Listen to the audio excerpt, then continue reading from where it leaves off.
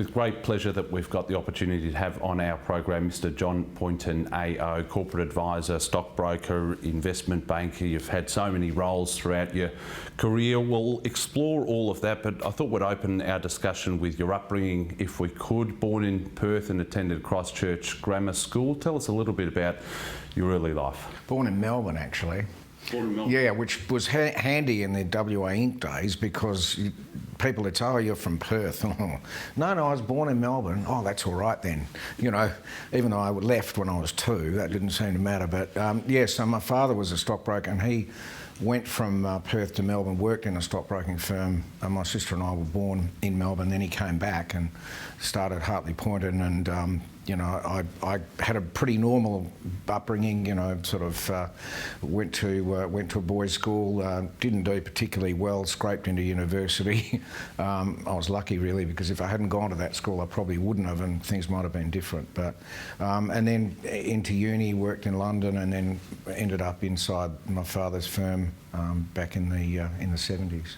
You studied business and commerce at UWA. Was that because you'd had such an early exposure to business through your father? Or? Well, one of the things, Robert, that I often talk about, because it's really interesting, I love the word prescience, you know, this ability to sort of identify trends and what's going to come in the future. So my father was one of these people that always said, don't give people advice unless they ask for it. Which is interesting when you're the son, because you normally expect that you're going to be told to do this, that and the other, and he never did. So when I remember when I was about 15, I'd watched him, you know, talking on the phone and doing deals and stuff, and I said to him once, you know, I wouldn't mind doing what you've been doing, no pressure from him, and if I were to do that, you know, what should I prepare for? Or he might have said, if you want to do that, this is what you should do. 1966, right? She said, you really need to study business, you need to study Japanese, and #1 trading partner back in the day. You need to study geology, because you, you know, basically, you know, need to be able to understand what's going on in a resource state. You need to get a pilot's licence so you can fly around to all these things. You need to work in London, because that's where all the capital's coming from. So there might have been 1 or 2 other things. And I didn't really give a great deal of thought to that, and I ended up cherry picking the bits that I wanted to do, like going to London and getting a pilot's licence, stuff like that. But in hindsight, it was pretty interesting to actually have that view. This is where we are in the world, this is where we're going, and this is what you need to do to be ready for that. And I often say that to people: do a SWOT analysis, understand your strengths and weaknesses, and then work out what skills you're going to need for the future that you see for the world or the state or the place you live. And he kind of put me onto that. It was really interesting.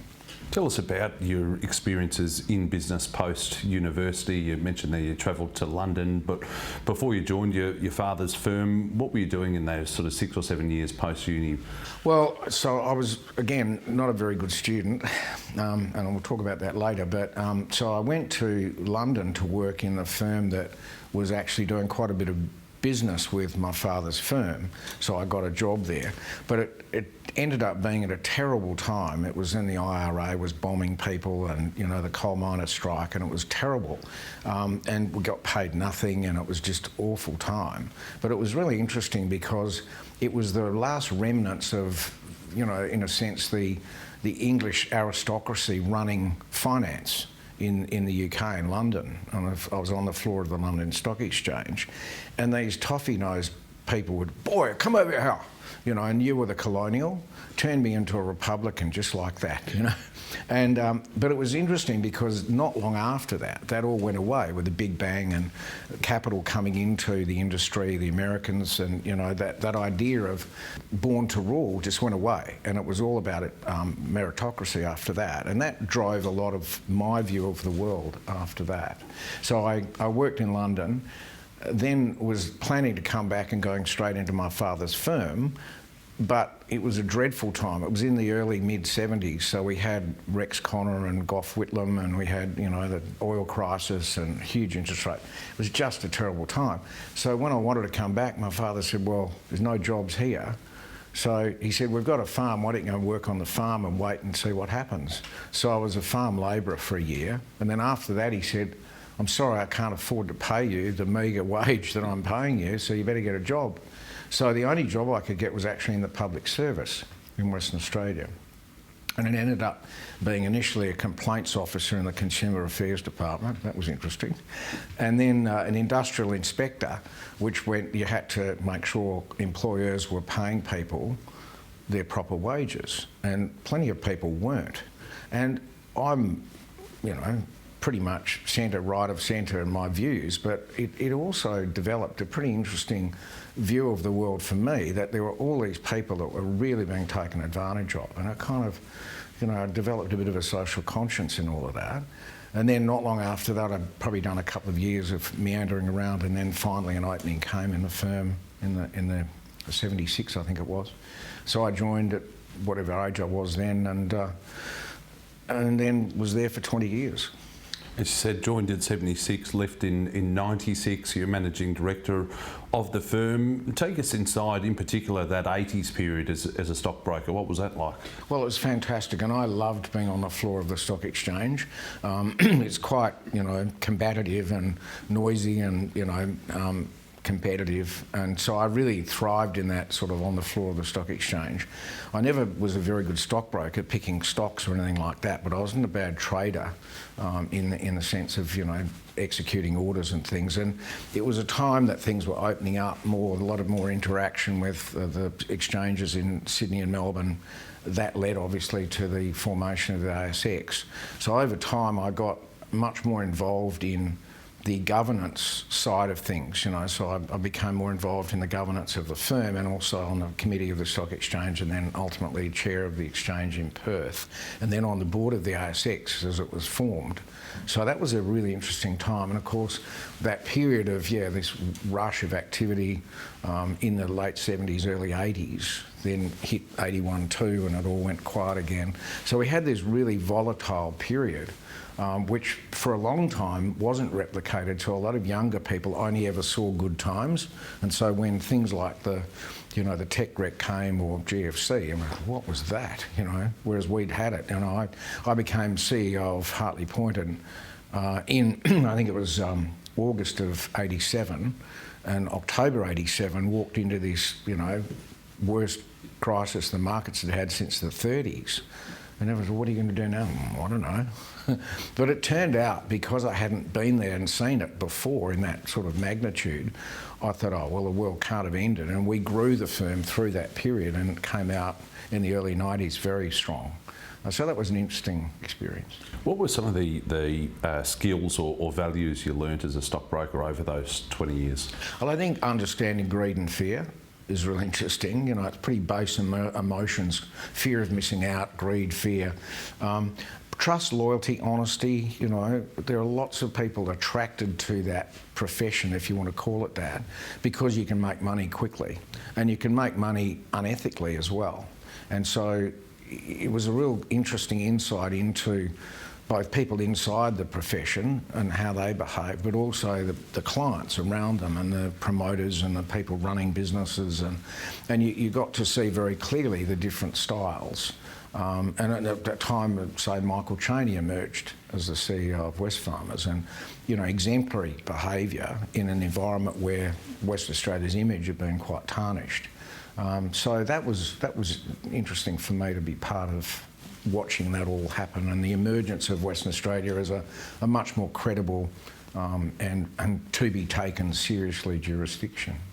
Then in '96 you launched GEM alongside Mark and a couple of other partners. The move away from stockbroking into more corporate advisory, how did you find that, and what was the mandate of the firm in those early years? So I guess once I became CEO of Hartley Poynton, I really wanted to grow it into a regional investment bank.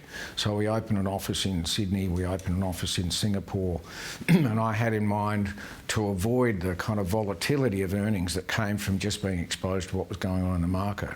So we did money market, we did corporate advisory, we did management consulting, you know, when Mark and the guys came in. And it was a bit of a step too far for my then partners, and they agitated, and eventually it was kind of me or them, so I left, and Mark and Jeff and a couple other people came, and we started, you know, GEM Consulting, Jeff, Errol, Mark, and Poynton and Partners. So we had two parts. One was management consulting and the other was corporate finance. And I guess from not having been a very good stockbroker, it was a great insight into getting much closer to the decision making going on inside companies. You know, the consultants would set strategy, and then the corporate finance is about kind of making it happen in terms of, you know, the capital raising, M&A and all of that. So that was a bit of an eye-opener for me, and I was surrounded by really smart people, you know, people who had got, in Mark's case, you know, a Baker Scholarship at Harvard, and Jeff, you know, university medal at University of New South Wales, and those sorts, they're much more academically competent than me.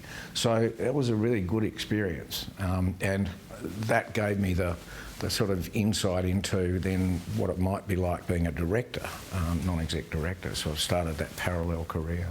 Clearly you had a massive influence on the firm, both in terms of your experience but also in terms of your connection here in Perth and right across Australia. That business, Gem, sold in 2001 for a good sum. Where did you find yourself sort of, I think I read you took a few weeks off at one point prior to founding Azure Capital in 04. What were you doing sort of in those early 2000s? Yeah, well, so I think, you know, we were really quite surprised about the success of Gem PPG, we used to call it. And the South Africans came over and said, we really want to buy you. And we're going, okay. We were very keen to make sure that was a successful acquisition, although they never really engaged. So we did our time, which was a total of 8 years. So 4 years under our control and another 4 years of handcuffs.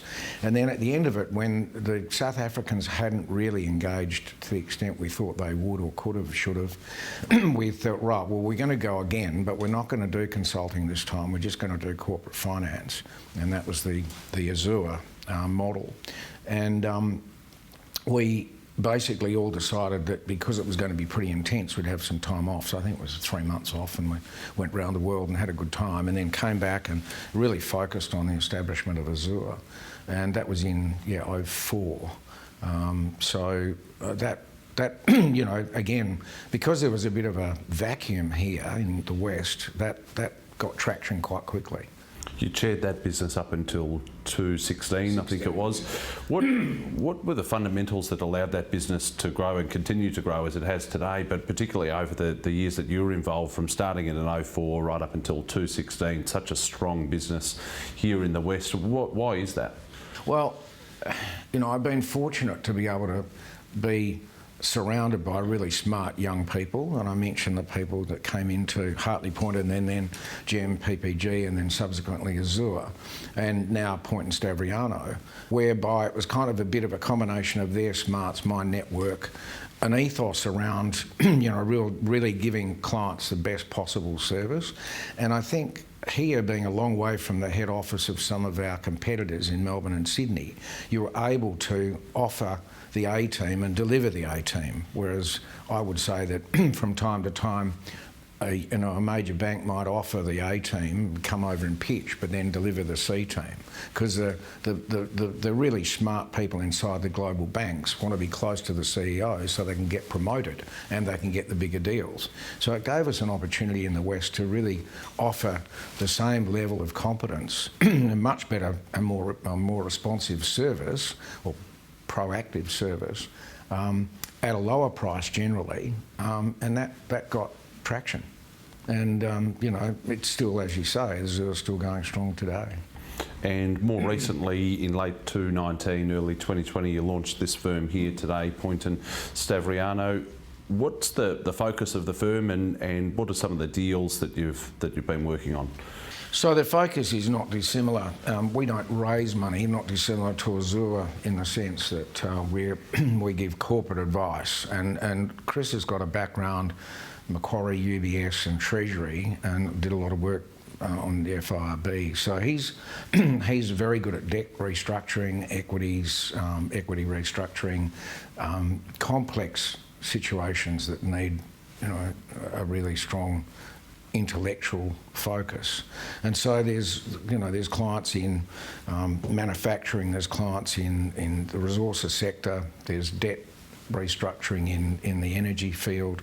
So there's a lot of different things. It's not just a focus on resources, which you might imagine would be what you would do. There's a lot of other, you know, whether it's agriculture, you know, represent a quite strong agricultural business in the cattle sector, you know, in the Kimberley. So if I think about it, there's probably 15 different mandates at the moment, none of which is the same as the other. And you know, we've got a great, strong young team here. And as I said, we offer things that probably others can't, whether they're existing firms here or more likely, you know, people from elsewhere, Melbourne, Sydney, even overseas. All these years later, are you still finding that, you know, the wise men of the East sort of come over, pitch their wares, pitch how good they are, like you said, promise the A team, send the C team? Is that how you're able to still grow market share all these years later, even though it's been happening for 20, 30 years? Yeah, I think so. I mean, I don't want to denigrate, because obviously, you know, some of the firms are very strong and they do very good work, and so it's not a generalisation, but we see it enough to know that there's a good opportunity for us. And what we're starting to find is that, you know, clients from the US, the UK, you know, Europe are happy to give us mandates because they see a particularly unique combination of things, whether it's, you know, ability to network at the highest levels, you know, in government and business, or just sort of intellectual horsepower when it comes to modelling and solving complex problems. As I said, the only issue, it's the old story, you know, you don't get sacked for buying IBM. So when you've got a local, you know, brand, you're always up against, well, why wouldn't they use, you know, Goldman Sachs or UBS or something like that, or more recently Barrenjoey. So that's always a constant issue, but there's quite a bit of work to go around here. I want to ask you about a couple of the other roles that you've held and continue to hold over the years. You've been a board member of Multiplex, you're on the board of Crown in Burswood, chairman of Strike Energy, you're also on the Future Fund. Perhaps we'll start with the Future Fund. How did that role come about, and what has been most enjoyable in being involved with that? Well, I mean, just the smarts of the people involved, you know, from Peter Costello and Raf Arndt and everybody associated. But I would start with, I actually was appointed to the board of EFIC, the Export Finance Insurance Corporation, quite a long time ago. And that was a really interesting experience, a West Australian going on our trade credit agency. And then not long after that, appointed to the Payment Systems Board of the Reserve Bank, and I did 10 years there. And that was, again, a fantastic experience. A lot of the changes around surcharging and, you know, the kind of control of systemic risk, you know, in the payment system, and getting to work and see inside the Reserve Bank. And then subsequent to that, 10 years now, pretty much 10 years on the Future Fund.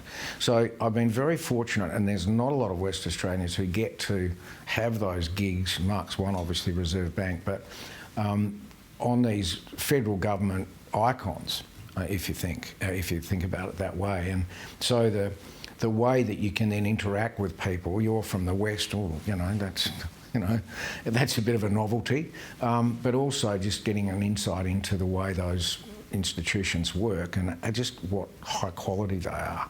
So the Future Fund, you know, was Peter Costello's invention. He's been chair the whole time I've been on the board. We both finish up in February. He's just been incredible as a leader and setting the standards. And then the people inside the place, Raf Arndt, you know, the CEO, and everyone we interact with are just people of the highest quality, wonderful ethical frameworks. They understand exactly what they're trying to achieve, and they've taken Australia to the world stage by the relationships they've had with fund managers all around the world across, you know, the whole spectrum of assets, you know, infrastructure, alternatives, you know, commercial property, industrial property, equities, PE, VC, so it goes on. And, you know, we've managing well over 200 billion now, 250 if you count the other ancillary funds. It's a serious player on the world stage, and it gives us a seat at the table, and long may it continue. So it's been a real privilege, and I've learnt so much. I just want to touch on some of those learnings. What have been the key standouts?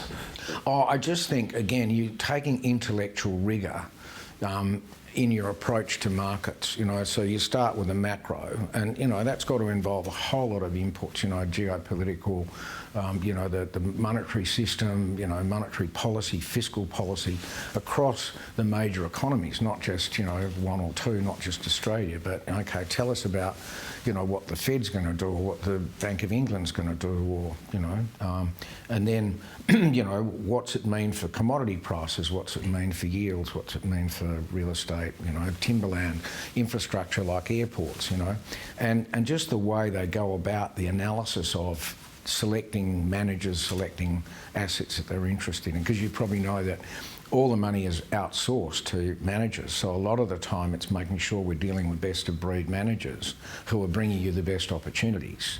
And I think the learnings have been about that, just the way, I'm much more scattergun, shoot from the hip kind of thing, and these people are just so disciplined and really respected globally for their competence. What about the multiplex board role that you held for some years? Such an iconic Australian business prior to it being sold, and an iconic family, the Roberts family, who you obviously know well. What did you learn from being on that board and of that company, and what have you learned from the Roberts family more broadly? Well, I mean, John Roberts was an absolute legend, fearless, and extremely competent, had wonderful relationships, and also very risk tolerant. Sort of went to the UK, went to the Middle East, took the business global, and just again had the capacity to deliver for clients things on time, on budget, and really set the standard, and as far as I'm concerned, for the way you build things. But obviously there was also the investment in property and real estate as well, so that was a really good solid adjunct to the business, just owning real estate that was carefully chosen and went up and helped the balance sheet. I got involved as they were listing the company, and that itself is quite interesting, because you've run a private business, a very large private business, for a very long time, and then you have to take yourself to the discipline of being a listed company, which took some adjustment. But to their eternal credit, they actually really believed in and followed the whole concept of a board of directors. So there'd be a real temptation to say, oh, the board's just a token, we'll keep doing what we're doing. They really relied upon and respected the board, and that was great. I would say that having been involved with Austal for a long time, and then subsequently Crown, it's interesting when you look at the way a company runs when it's got a strong founder or founding family, in the sense that they've got the most skin in the game of any shareholder. And so whilst a lot of people criticise the whole concept of there being a dominant shareholder represented on the board, as long as the whole board process is respected, you'll find that no one's trying harder than the major shareholder. And it's interesting. And they're probably likely to be, and certainly in the case of Multiplex and, well, I'd say all three, but Austal, going to the US, that was a really interesting move, strategically, but also risky, that paid off, hugely. Multiplex, as I said, going global, and Crown, building things like the towers, buildings here, and what they've done elsewhere. Obviously, somewhat tarnished, unfortunately, but just again driven by the desire to deliver, value add. So the Roberts family, I hugely respect them. John was great, and I think, as I said, they would have been happy to go again with Brookfield. It was just a twist of fate, in a sense that the independent directors said, this bid from Brookfield's not quite enough. The Roberts turned from being buyers in the buying consortium with Brookfield to sellers, and then of course the GFC happened straight after that, so you often wonder about what might have happened. I mean, Brookfield, has gone on to be hugely successful, but it was quite interesting that the nuance around that. Crown Burswood, still one of the great precincts anywhere in Australia, as is Barangaroo, and as is Crown Melbourne, which is a credit to the Packer family and James in particular, with everything that he achieved. I know you hold a lot of respect for him, and vice versa, him for you. What did you learn from being part of that board? Well, again, I think, just probably from James's point of view, when he was on song, the attention to detail was incredible. He was over everything, and you know, part of the problem with what happened with Crown was him looking away and doing other things. You know, his mental challenges have been well documented, and I think that's sad. But you know, when he was on song, it was incredible, and he was driving all sorts of things. You know, the Barangaroo development precinct is just extraordinary. You know, that's such a legacy for the city. And again here, you know, I think single-handedly Crown Towers lifted everybody in hospitality so that was the new standard to follow. So, you know, if you were going to build a new hotel, you had to start there. And so for the city, for Western Australia to have that legacy, I think has been terrific. And, you know, we're always trying to get more tourists here. So you've actually got some that are world class. I mean, there's obviously a few now, but when that was conceived in the early 2010, 11, started in 13, finished in 16, that was pretty novel. So yeah, I've learned a lot. You were appointed to the board of Perth Airport at the end of 2022. How do you find the aviation sector? Well, I've been a pilot since I was 17, so I kind of understand from a user point of view that infrastructure, there's always a lot to learn. I mean, airports are property developments and retail as much as anything, and that's actually a bit of an issue when you're a pilot, because you know, all very well to buy something to make money out of the peripherals, which turn out to be almost mainstream. Don't lose sight of the fact you're actually a really important piece of infrastructure for a city. Something like 95 or 94% of people coming to the west enter through Perth Airport. You know, a huge responsibility. So make sure that your aviation infrastructure is actually, you know, delivering for, you know, because you've got a social licence to operate, you know, so don't gouge, you know, make sure you're providing the right services and all of that.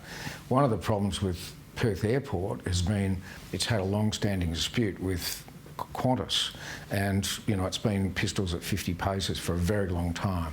And so we're hoping that that actually gets resolved, because there's a huge amount of capex to undertake at Perth Airport, a third runway, the parallel runway, which is nearly $1 billion.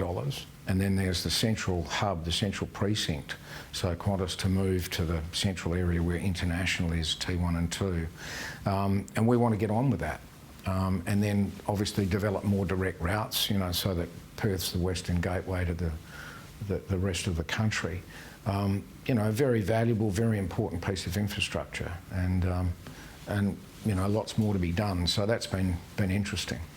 I thought we'd now move into some more general topics. In particular, how have you seen the Western Australian business landscape evolve over the past 3-4 decades? Well, you know, I think we were very narrowly focused back in the 60s, 70s when I first got involved. We went through that period of, you know, quite extraordinary focus, you know, from the Holmes Courts and the Connells and you know, the Bonds and people like that, which probably set us back quite a long way in terms of, whilst I think in some cases the motives might have been quite sound, hey, we want to really get this place going, the way it was executed was clearly not very good, and so reputationally we suffered a lot. In a way though, then the pendulum swung quite a bit the other way, so that when Richard Court became Premier, he was determined to stamp out any remnants of any suggestion there was more WA Inc. You know, it was no, we're totally squeaky clean, and in a way we probably didn't do as much through that period as we might have. I mean, he was a very good Premier, but I think that was, you know, that the whole pendulum effect. And then as the 80s, 90s, or say 90s and noughties and to now, you know, just our natural resources have sort of developed in a way that's kind of really shone a light on the state.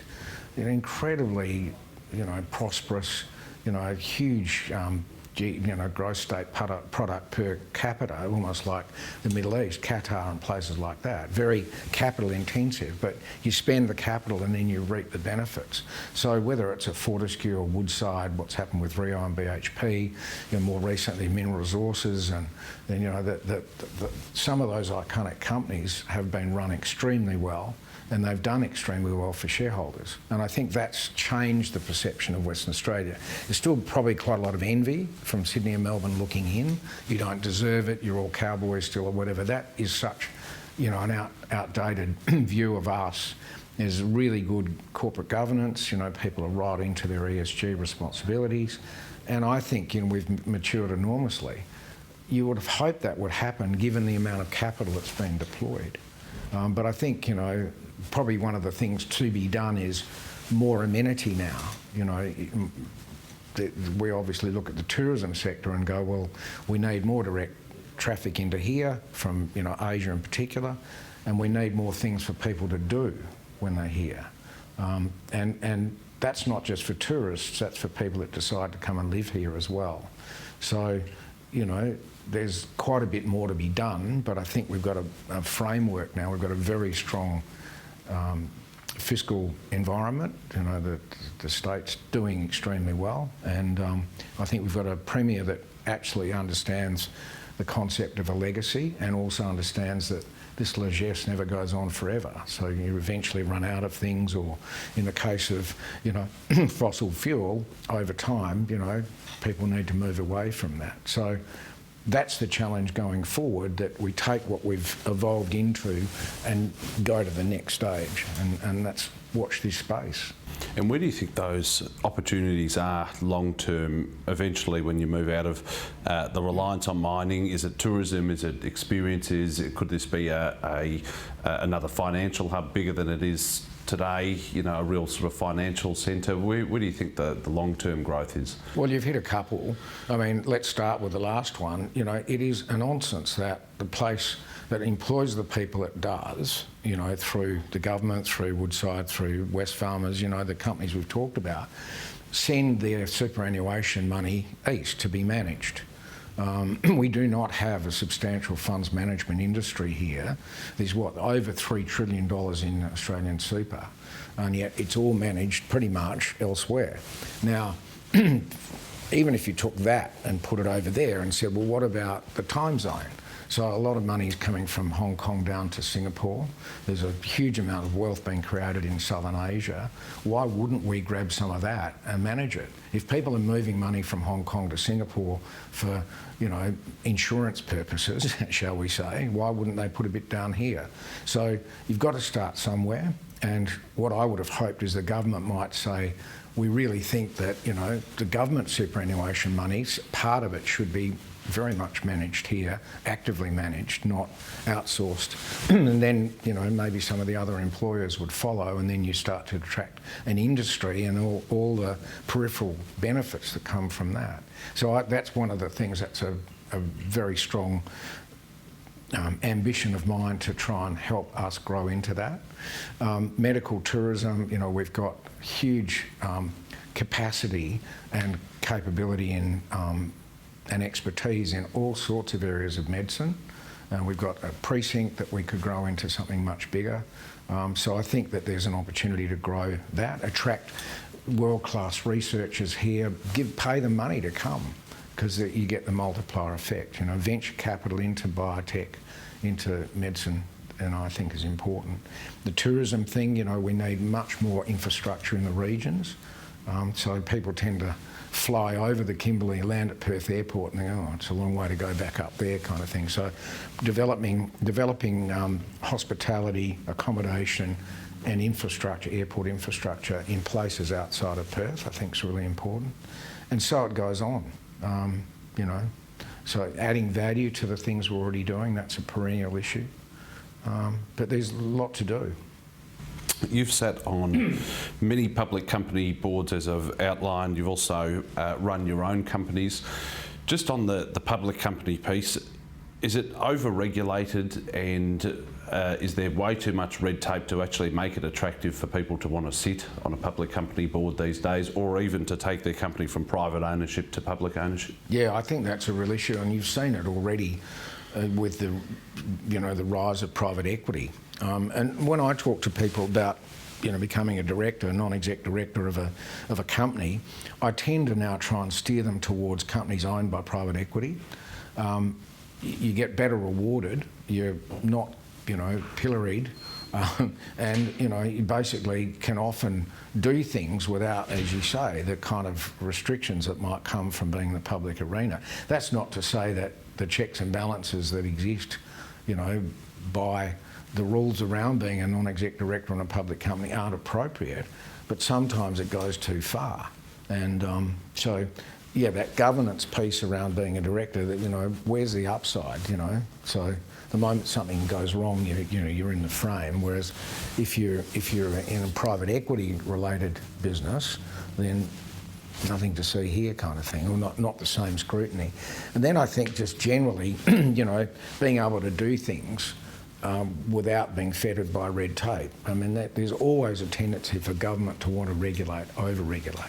And we're seeing a bit of that in, you know, the environmental issues, you know, that are totally valid, but the way the system works is a real drag on people getting things done, because there's no incentive for a decision to be made within a time frame. So there's a real cost and opportunity cost to the promoter for the delays that occur. So yeah, I think there's two things. One, it's much more risky than it used to be a director of a public company. It's getting much harder to get insurance, you know, D&O insurance, because of the claims.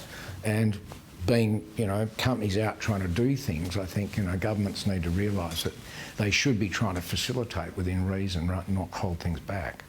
Reflecting on your career, what have been the fundamentals for success that you've learned that you can share? I think backing young, smart people probably is one of the main things that I've been lucky to do, and trying to look into the future and trying to imagine a future that's credible and take people on that journey. I think if that you're so inclined to do that.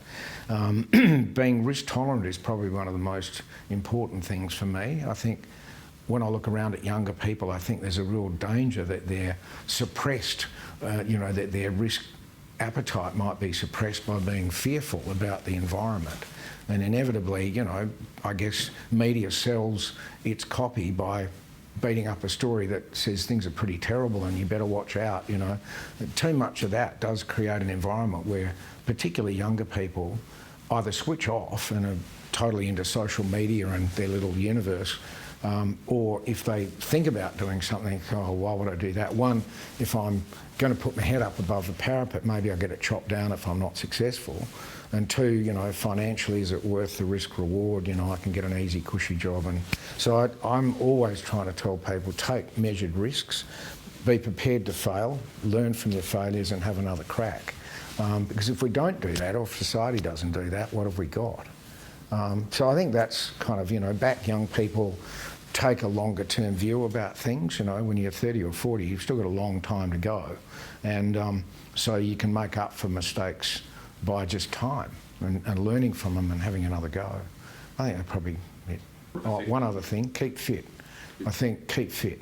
You need to have the energy to be able to execute what your brain's telling you you should be doing. And so, you know, watching your health, I think, is probably, alongside the things I've said, one of the most important things. And you just have a different attitude to life when you're keeping healthy and fit. Keys for effective deal making. You've done a lot of deals in your career, clearly, in terms of selling businesses, but also acting as a corporate advisor inside businesses.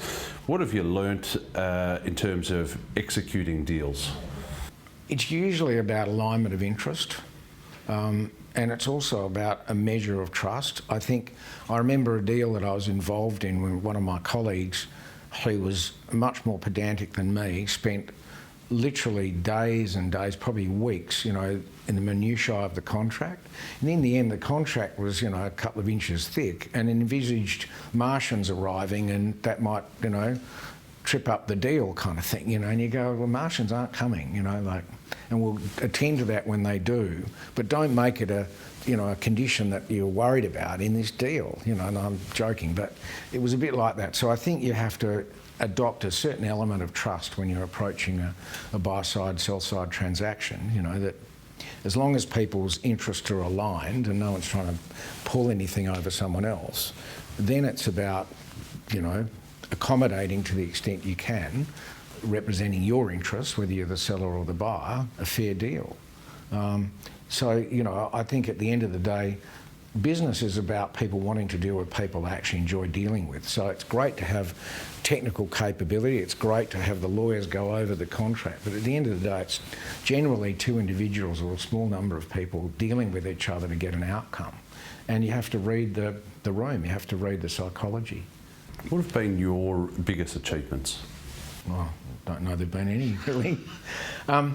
I think way back, you know, when I was at Hartley Poynton, listing or taking WA newspapers out of receivership and listing it was proved that a small West Australian firm could actually get involved in quite a big deal. We did need JB Ware's help to do it, as it turned out, but that was a landmark deal for us. And then we went on and did SJO, the insurance company, and Bank West, and so we had 3 transactions quite quickly that were all related to each other. They were West Australian iconic businesses that we took to the market, and I think we got, you know, rewarded for that in terms of ongoing deals after that. From my point of view, it's been about the people I've been able to attract to be in business with me, whether it was the original guys that came in at Hartley Poynton. There were a great group of people, and they've all gone on to be really successful in whatever they've done. And then that's carried on into GEM and PPG and Azure. And it makes you feel good, you know, that you've been involved in things that have created careers that carry on to this day and people have done very well. And then hopefully the contribution to the community. And part of that then is getting involved in not-for-profits, you know, museum and a business school and Christchurch Grammar School Council and things like that. So that parallel thing of giving back to the community at the same time. But I think, you know, just creating an environment for smart people to work together to achieve outcomes is probably it. I had one quite good transaction that I did privately in the healthcare sector, which sort of, given I didn't know anything about healthcare, was kind of indication that a lot of the time business is generic, and as long as you've got sector experts around you, that if you've got a sense of what can be achieved strategically, you don't have to be, you know, an industry expert. On the philanthropy piece, you're obviously involved in so many of these organisations because you want to, as opposed to some that sort of have to do it or want to be seen as doing it. Why is that so important to you? Well, I think, you know, there's a bit of there, but for the grace, you know, having been born in Australia any time in the last, you know, however long, you've won the lottery, you know, even if you're born to very modest circumstances, because it's such a great country and you only need to travel around a bit to see that. And so there's almost a karma thing, you know, like I've been so lucky, I better, you know, probably give back and prove that I actually am grateful for that. But also I think, you know, trying to draw out other people to have that view without, you know, moralising or lecturing people, I think is great. So I remember one of my partners who died at a young age got involved in philanthropy in a way that he hadn't before, and the joy on his face to get involved in it was just, you know, it was great. So taking other people on that journey. Things like Celebrate WA, where we changed Foundation Day to Western Australia Day. It was much more inclusive, and, you know, West Australia of the Year awards and all those sort of things, which other states don't have, by the way, was very satisfying too. You know, that celebration of the quiet achievers in the community. So I think, you know, that's been a very important part of my career to do that, whether it's in education or culture and the arts or, as I said, in the social environment. And I just think that having done it, I've really got a lot out of it. And in a way, in a career kind of way, it actually positions you differently because not many people do it. And so if you're seen as a rapacious stockbroker or investment banker, but you've actually, you know, given, you know, contributed in some way, maybe just your time, it positions you differently in a way that I think is good. To close out our discussion, what does the next chapter look like? You've been involved in almost every sector, every industry, so many different fields. Is there anything left that you still haven't achieved that you want to? I really want to see this firm achieve, you know, great success, and I think it can. And it partially is around contributing again to the fabric of business in Western Australia. If we've got a sufficiently strong team here that, you know, the large companies don't need to go east to get the advice that we can give them. I think that's all you can really hope for. Building careers, young people's careers, and then things like, specifically, we talked earlier about funds management, you know, trying to get involved in seeding that idea and seeing it grow. And whether that's, you know, mainstream funds management or peripherally things like venture capital funding or private equity funding, I think is something I've got yet to do, for sure. John Poynton AO, privilege having you on the program. Thanks for your time. Thanks so much, Rob. It's been great.